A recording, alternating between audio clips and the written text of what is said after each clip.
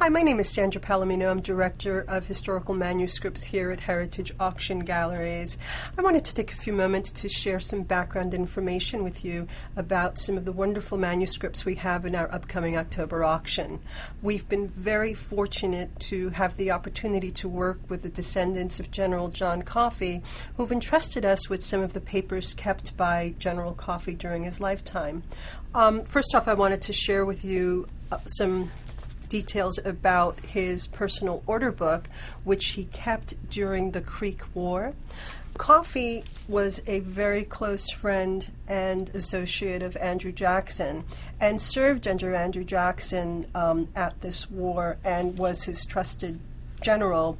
And this book has a lot of Andrew Jackson's orders as well as battle reports given by Coffee.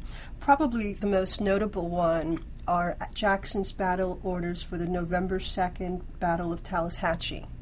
The orders are pretty straightforward military detail, but what's very moving is Coffee's report of that battle, which he records later in the book and dates in April. Coffee just gives great detail about meeting the enemy and some of the remorse he likely felt at having to kill the children and women that were also there. That battle it made him kind of a controversial figure, but just as a little background, it was at that battle that Jackson would find in the arms of a dead Indian Creek woman the young boy that he would bring back to his home and raise as his own. At that particular battle, you'll recognize such notable figures as Davy Crockett and Samuel Houston, who fought alongside Jackson and Coffee. These papers give you wonderful, wonderful background on the presidency of Andrew Jackson.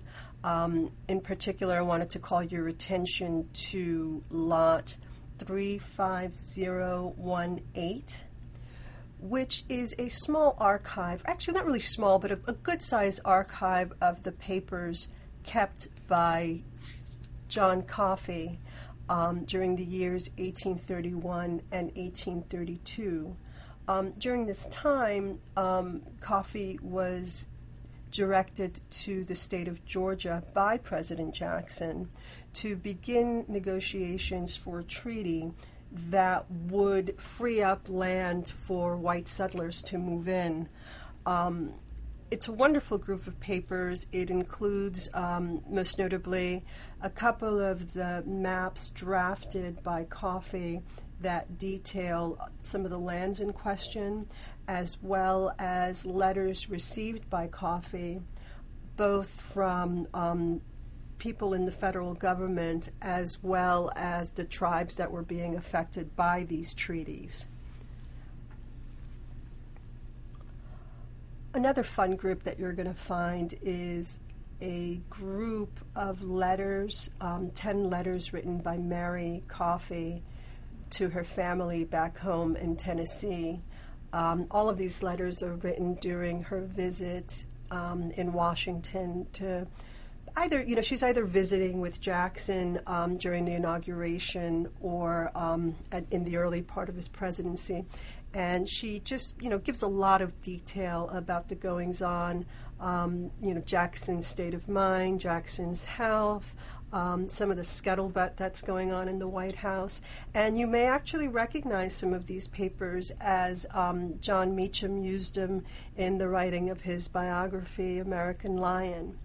But, please take a moment, and when you're searching through the auction, if you put in John Coffee as the keyword in search, it'll pull up all of these great, great lots that I just can't tell you enough about. Just one more that I wanted to share very quickly.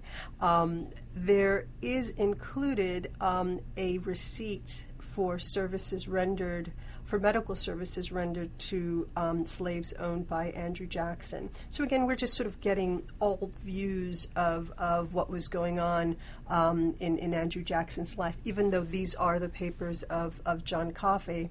As an intimate of Jackson's, he was privy to all of the goings-on in Andrew Jackson's life, where, business, personal, his presidency, and it's a fun group. So, please, this is just too short of time to share it all, and I look forward to hearing from you either by phone or by email, and I would be happy to go into further detail about any questions that you may have. Thank you.